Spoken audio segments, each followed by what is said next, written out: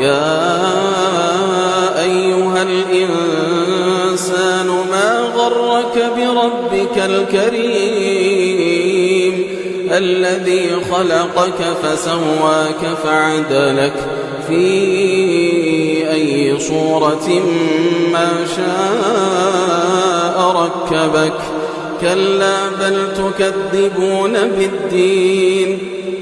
وإن عليكم لحافظين كراما كاتبين يعلمون ما تفعلون